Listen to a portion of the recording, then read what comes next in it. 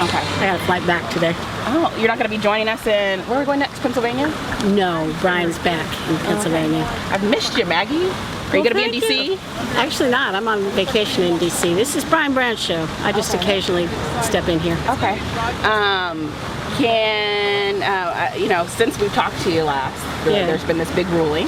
There was a big ruling. Yeah, and you had a lot of opinions about that ruling. I had a lot of opinions, which I've expressed freely and fully. Yes. Well, maybe not fully, but freely. One of those opinions that you expressed suggested that Judge Walker was biased because he was gay. No, I don't think that I said that. What I said is, here's the truth. I thought he was biased since, I don't know, probably last August when I first read that even though Ted Olson said, we probably don't need a trial, and the Prop 8 defenders didn't want a trial, Judge Walker said, no, we need a trial anyway. And that's when I first pricked up my ears and started following this judge. And through a series, particularly the most visible one to the outsiders has been the flap over television coverage, right, where he had to be slapped down. And then there was the whole issue of trying to get access to the private emails about the thoughts never expressed in the public campaign of potentially tens of thousands of Californians. I see you probably didn't follow the trial that closely. And the Ninth Circuit had to slap him down on that part. I didn't?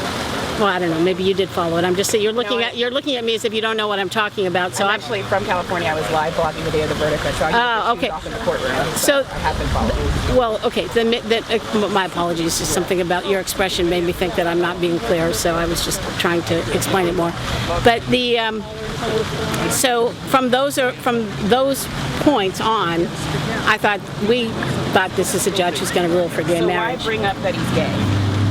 Well, why not bring up that he's gay? The San Francisco Chronicle published that he's gay. It's not irrelevant. I know there are calls now for him to recuse himself. Why is it relevant? If it's not irrelevant, why is it relevant? Well, because when you have a pattern of biased, first of all, it's relevant. If the San Francisco Chronicle thinks it's okay to publish, then it can't be wrong for me to say. Why is I wouldn't. Relevant I'm not sure it is relevant in the sense that I do know a small number of people who supported Prop 8 who were gay, so it's not necessarily relevant. But I do think that if the San Francisco Chronicle is going to publish it on their front pages, that it's perfectly fair for the rest of America to know it too. Apparently, Judge Walker has no objections, although I don't know that he's ever confirmed it either. I guess his position is that it's literally not relevant. It could be relevant. I mean, he is ruling on, he is potentially ruling on a matter which would affect his own, say, financial or other rights. And so it seems to me that if it's true, that it's fair that it be known and that people should have an opportunity to take So under that steps logic, into that. then a heterosexual jurist couldn't weigh in on this issue? No, their interest might be affected. I didn't say that Judge Walker can't weigh in on this issue. I didn't say that at all. Or by that logic, like a woman couldn't decide a gender discrimination claim, or no, I didn't say that he couldn't decide it. So the predicate of your statement is wrong. Okay. I didn't say that he couldn't decide this because he's gay. I don't actually believe that. I don't believe that it's totally irrelevant and that nobody should ever mention it.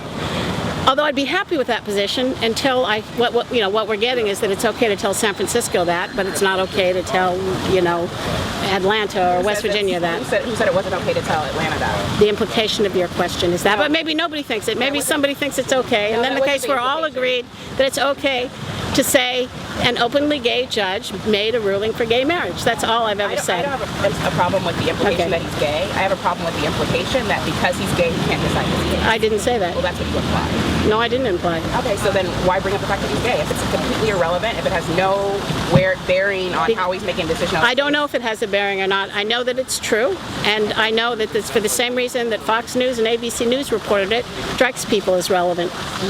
I don't have the... strike you as relevant. It strikes me that it's fair to say that he's an openly gay judge if he is. Okay. I don't, you're making as if I have dwelled on it. I think I used that phrase once or twice. It's not something I haven't called for his recusal.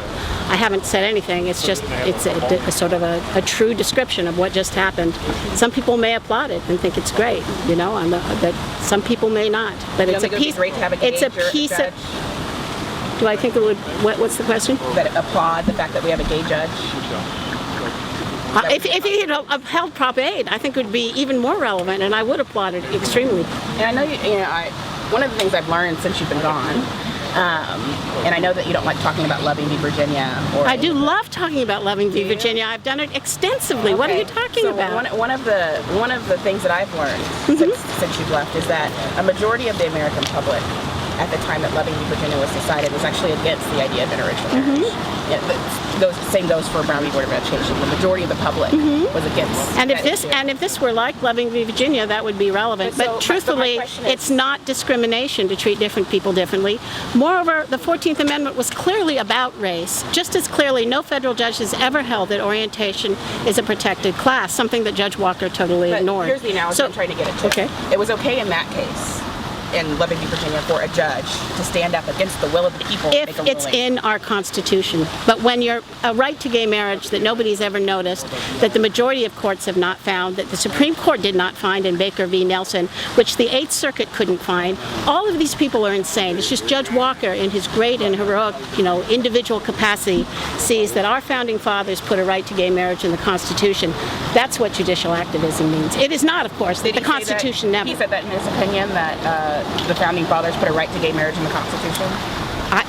Certainly. He says there's a right to gay marriage and that it's always been there, and that gay marriage is not a change in our marriage culture. He said all of those things, yes. He said it. Quite extraordinary. It was put into the Constitution. Those words, so you're paraphrasing. No, I'm not quoting him, no. Okay. I'm not here quoting him. Okay. That would be silly to expect me to be doing that. I just wanted to be clear, because you said that he said that gay He marriage did say, go back and read the findings of fact, which include the idea that gay marriage is not, in fact, a change in our marriage. The fundamental right to marry has always included gay marriage. That is that nobody else has noticed it before him, and that's Judge Walker's position. And so you think it's okay for a majority to vote to limit the rights of the minority group? When it comes to race, absolutely not. But this is not a right of a minority group. The minority has no right to redefine marriage. What if in 50 years there was some sort of ballot proposition put on, the California ballot that said Christians aren't allowed to practice their religion? I think that would be wrong. Do you think it would be wrong for the people to vote on that issue? I think that if the people voted on that issue, the Supreme Court should overturn it. Because you know what? In the First Amendment, you know what it says? We have the right to the free exercise of religion. And so there are some religions, like there's the United Church of Christ, UCC Church. Under their religion, same-sex marriage is okay. And so And they have the right to practice their religion. They don't have, people voted in my religious views on marriage too, right? I'm a Catholic. I actually think marriage should be indissoluble. Nobody lets me do that. If marriage is going to be a public legal status, then somebody has to decide this is a marriage and this is not. There's no neutral standpoint.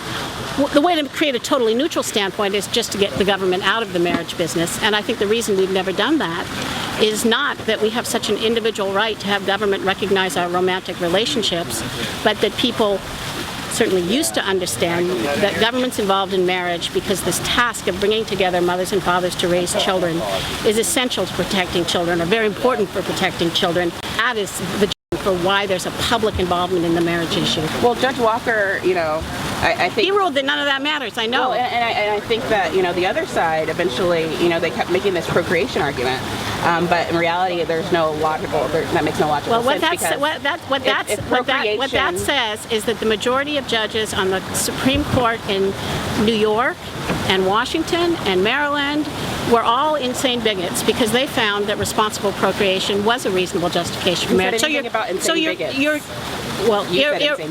Irrational prejudice, or animus, which is, I'm translating it as insane bigots. But what he's saying, so you're saying Judge Walker is reasonable and all these other people, because there's no possible argument for relationship. But you're saying it's illogical. There's no possible argument. I'll say not only the majority of people, but the majority of courts have recognized the logic. Just because Judge Walker doesn't make it true. What I'm saying is illogical. I'm going to go now because I have to catch a flight. But thank you very much. Take care.